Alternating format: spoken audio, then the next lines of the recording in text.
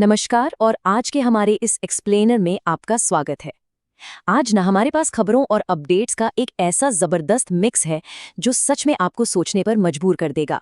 हम global politics की उथल-पुथल से लेकर टेक की दुनिया के एकदम माइंड ब्लोइंग माइलस्टोन्स, हमारे राज्यों की ग्राउंड लेवल रिपोर्ट्स और हाँ, बॉलीवुड की अपकमिंग कॉमेडी फिल्मों के पूरे लाइनअप को डिकोड करने वाले हैं। तो चलिए, बिना किसी देरी के इस सफर को शुरू करते हैं। आप देखिए, इन्फॉर्मेशन ओवरलोड से बचने के लिए हम इन सारी बातों को बहुत ही सिस्टमैटिक तरीके से इन 4 हिस्सों में कवर करेंगे ताकि हर एक टॉपिक अच्छे से समझ आ सके। तो आइए सीधे अपने पहले सेक्शन में चलते हैं और देखते हैं कि देश और दुनिया की राजनीति और पॉलिसियों में इस वक्त क्या बड़े बदलाव हो रहे हैं। अब इस टेबल को देखिए, दुनिया भर में चीजें कितनी तेजी से बदल रही हैं। एक तरफ फ्रांस में पीएम मोदी का दौरा इतना अहम रहा कि वहां एआई, डिफेंस और स्पेस टेक्नोलॉजी में पूरे 13 एग्रीमेंट साइन हुए हैं। वहीं मिडिल ईस्ट की बात करें तो बैरूत में हुए हमलों की वजह से अमेरिका और ईरान का एक ऐतिहासिक शांति समझौता कुछ घंटों के लिए अटक गया है। मतलब कूटनीति का माहौल बेहद नाजुक है। लेकिन इन सब के बीच भारत में एक बड़ा गेम चेंजर होने वाला है। जरा सोचिए, सरकार ने 100% प्योर इथेनॉल फ्यूल को मंजूरी दे दी है और अगले सिर्फ 6 हफ्तों में इथेनॉल से चलने वाली गाड़ियां सड़कों पर होंगी। और अगर हम देश के अंदर की राजनीति पर नजर डालें तो यहां भी काफी हलचल है। टीएमसी के 20 बागी सांसद एनसीपीआई में शामिल हो गए हैं ताकि वो एनडीए को सपोर्ट कर सकें। ये एक बहुत बड़ा शिफ्ट है। इसके साथ ही एक बड़ा ही अनोखा प्रोटेस्ट भी हो रहा है। कॉकरोच जनता पार्टी नाम के एक संगठन ने एजुकेशन रिफॉर्म्स को लेकर एक साथ 6 शहरों में बड़े पैमाने पर विरोध प्रदर्शन किए हैं। और हाँ, अगर इकोनॉमी को लेकर कोई डर है तो वित्त मंत्री ने बिल्कुल क्लियर कर दिया है कि देश में कोई आर्थिक संकट नहीं है। चलिए अब अपने दूसरे सेक्शन की तरफ बढ़ते हैं, जो है टेक, बिजनेस और इकोनॉमी के बारे में। देखते हैं यहाँ क्या नया हो रहा है। मार्केट के नजरिए से ये नंबर लिटरली हैरान करने वाला है।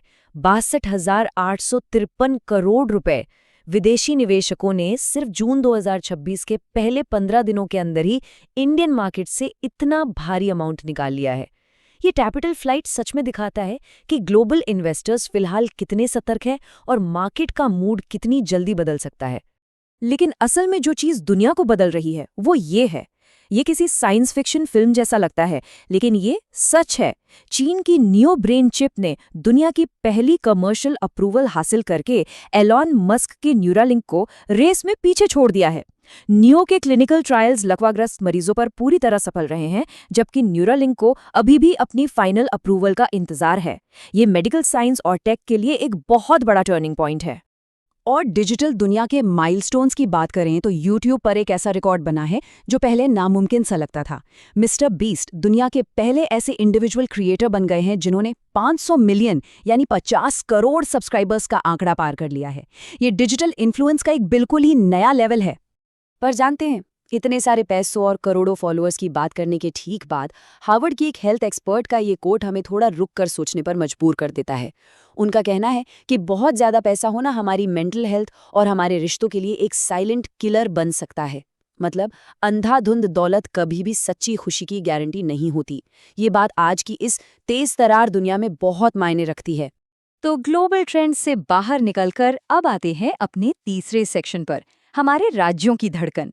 क्योंकि कोई भी बड़ा बदलाव सबसे पहले ग्राउंड लेवल पर ही महसूस होता है। ये वाली खबर सच में आपका दिल छू लेगी। नागपुर के एक 70 साल के रिटायर्ड बैंक कर्मचारी ने अपनी पत्नी के साथ वर्ल्ड टूर पर जाने के लिए 25,51,000 रुपए जमा किए थे। लेकिन दुर्भाग्य से उनकी पत्नी का निधन हो गया। इसके बाद उन्होंने क्या किया?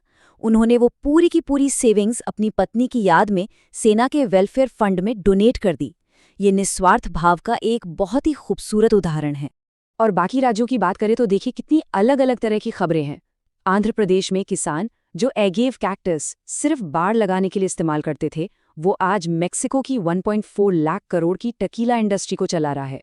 उधर बिहार ने 1512 करोड़ का एक शानदार सोलर प्रोजेक्ट लॉन्च किया है। लेकिन कुछ बुरी खबरें भी हैं। कश्मीर में सिर्फ 22 मिनट की ओलावृष्टि ने 400 करोड़ रुपए की सेब की फसल बर्बाद कर दी। और नॉर्थ ईस्ट में मिजोरम में पिछले 3 सालों में 4000 किलो ड्रग्स पकड़ी गई हैं, जो एक बहुत बड़ा चिंता का विषय है। खैर, इन सब सीरियस खबरों के बाद अब एक लाइट और मजेदार टॉपिक पे आते हैं।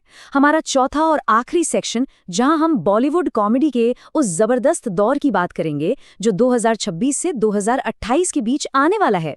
इस टाइमलाइन को देखिए, साल 2026 तो लिटरली पुरानी यादों और नई हंसी से पैक्ड है। जून में वेलकम टू द जंगल के साथ शुरुआत होगी, फिर जुलाई में धमाल 4 और साइड हीरोज आएंगी। इसके बाद अक्टूबर में नई स्टार कास्ट के साथ नो एंट्री 2 हमें गुदगुदाने आ रही है, और साल का एंड होगा अक्षय कुमार की क्लासिक स्टाइल राम और श्याम के साथ। मतलब पूरा साल एंटरटेनमेंट की फुल गारंटी। और जैसे ही हम 2027 और 2028 की तरफ बढ़ते हैं, एक्साइटमेंट और डबल हो जाती है। जनवरी 2027 में हॉरर कॉमेडी शक्तिशालिनी और उसके ठीक बाद कार्तिक आर्यन की नागजिला रिलीज होगी।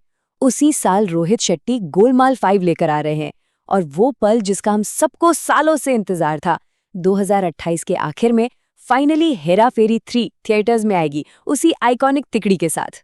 तो आज के इस एक्सप्लेनर में हमने इंटरनेशनल पीस डील से लेकर ब्रेन चिप्स, सोलर प्रोजेक्ट्स और बॉलीवुड के सीक्वल तक बहुत कुछ डिकोड किया। लेकिन जाते जाते मेरा आपसे एक सवाल है, आपके हिसाब से 2020s के इस दशक के अंत को कौन सी चीज़ सबसे ज़्यादा डिफाइन करेगी? इंसानों के दिमाग में लगने वाली वो कमर्शियल ब्रेन चिप, या फिर क्लासिक सिनेमा और हंसी का ये एक बार फिर से लौट कर आना?